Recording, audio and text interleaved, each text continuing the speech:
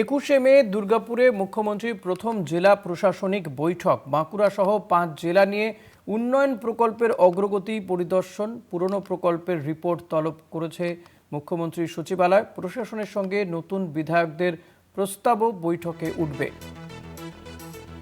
21শে মে দুর্গাপুরে মুখ্যমন্ত্রী শুভেন্দু অধিকারীর প্রথম জেলা প্রশাসনিক বৈঠক। বাঁকুড়া সহ 5 জেলার উন্নয়ন প্রকল্পের অগ্রগতি পরিদর্শন করার কথা। এছাড়াও একাধিক রিপোর্ট তলব করেছে মুখ্যমন্ত্রীর সচিবালয়। পুরনো প্রকল্পের রিপোর্ট তলব করা হয়েছে। দেবাশিস সেনগুপ্ত রয়েছেন আমার সঙ্গে, ওটা বিষয়টি জানবো দেবাশিসের কাছ থেকে। দেবাশিস, দেখো, বাংলার নবনিযুক্ত মুখ্যমন্ত্রী বিপুল জনসমর্থন নিয়ে তিনি ক্ষমতায় এসছেন শুভেন্দু অধিকারী। এবং শুভেন্দু অধিকারী মুখ্যমন্ত্রীর দায়িত্ব নেওয়ার পরই দেখা গিয়েছে একাধিক তিনি কিন্তু পরিকল্পনা করেছেন এবং একাধিক ব্যবস্থা নিয়েছেন।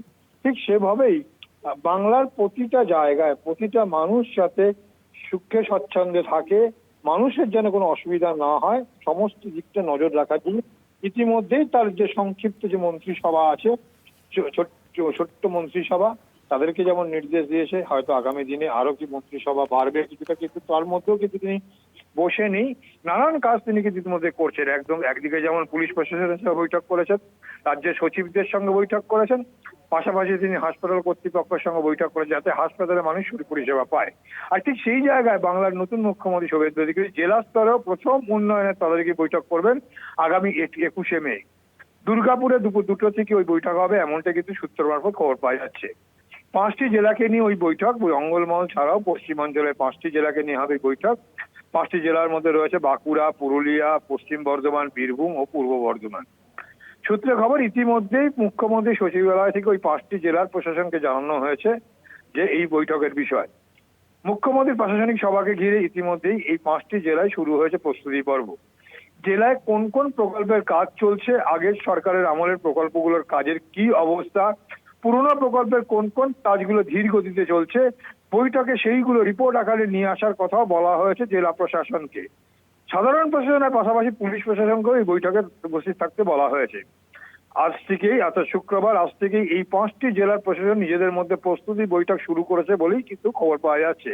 আগামীকাল থেকে নতুন বিধায়কদের সঙ্গে বৈঠকে বসবেন জেলা প্রশাসন। বিধায়করা কি কি কাজের প্রস্তাব দিচ্ছেন তা জেনে তালিকা করে ওই 21 তারিখে যে বৈঠক হবে সেই বৈঠকে নিয়ে আসতে বলা হয়েছে, এমনটা কিন্তু সচিবালয় থেকে নির্দেশ পাঠানো হয়েছে। অর্থাৎ বলা যেতেই পারে কাজের তদবিরে বিধায়কদের দলমত নির্বিশেষে বিধায়করা যাতে সেই কাজ, তাদের যে কাজ, সেই কাজ জনসাধারণের জন্য যে কাজ, তার নির্বাচিত তাদের যে এলাকা, সেই এলাকায় যাতে একটা বিষয় একটু জানতে চাইবো যে এর আগের সরকারের আমলে আমরা প্রশাসনিক বৈঠক সাধারণত লাইভ স্ট্রিমিং দেখতে পেতাম, এবারও কি তেমন কিছু হবে? আর আগের সরকারের ক্ষেত্রে বারবার বিরোধী দলের বিধায়করাও অভিযোগ করতো যে তাদেরকে এই প্রশাসনিক বৈঠকগুলোতে ডাকা হয় না। এবার কি এর ব্যতিক্রম কিছু ঘটনা দেখতে পারবো?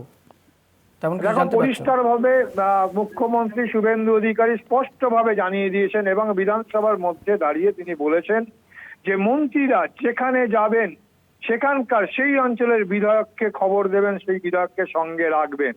অর্থাৎ মানসিকতার জায়গা থেকে সকলকে নিয়ে কাজ করার এই মানসিকতা কিন্তু ইতিমধ্যেই তিনি বিধানসভায় বলেছেন এবং বিধানসভায় যে কথা বলে সে কথা কিন্তু মিনিটস হয়, নোট করা হয়।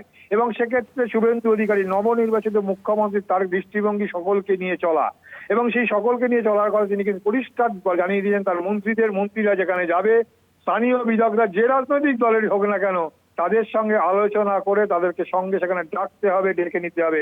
এবং প্রত্যেকটা বিধায়ক, আগের সরকারের আমলে যেমন অভিযোগ, যে বর্তমান যিনি মুখ্যমন্ত্রী তিনি আগে বিরোধী দলনেতা ছিলেন, তাদের অভিযোগ বিভিন্ন ক্ষেত্রে মুখ্যমন্ত্রীকে, মন্ত্রীদের, আগের সরকারের মন্ত্রীদের চিঠি দিলেও তার কোনো উত্তর পেত না। কিন্তু এক্ষেত্রে স্পষ্টভাবে নির্দেশ দিয়েছেন তার দলের মন্ত্রীদের যে বিরোধী বিধায়করা যদি কোনো প্রশ্ন চায়, প্রশ্ন করেন, কোনো কিছু জানতে চান এবং সে তা বিষয়ে কিন্তু পরিষ্কারভাবে লিখিত উত্তর দিতে হবে এবং সেই মন্ত্রীকে সে বিষয়ে তাকে জানাতে হবে। এবং সেক্ষেত্রে কিন্তু স্পষ্ট নির্দেশ ফেলে রাখা যাবে না। অর্থাৎ তিনি যেটা জানিয়েছেন যে সে জায়গায় যে সৌজন্যের যে রাজনীতি, অর্থাৎ একজন বিধায়ক তার উপর এলাকার মানুষদের ভর করে তাকে নির্বাচিত করেছে, সেই নির্বাচিত মানুষ যদি তার এলাকার সম্বন্ধে কোনো কথা বা তাদের কোনো কাজের কথা জানতে চায়, সংশ্লিষ্ট মন্ত্রীর কাছে তাকে তার উত্তর দিতে হবে, এই সৌজন্য দেখানোর নির্দেশ কিন্তু ইতিমধ্যেই দিয়েছে।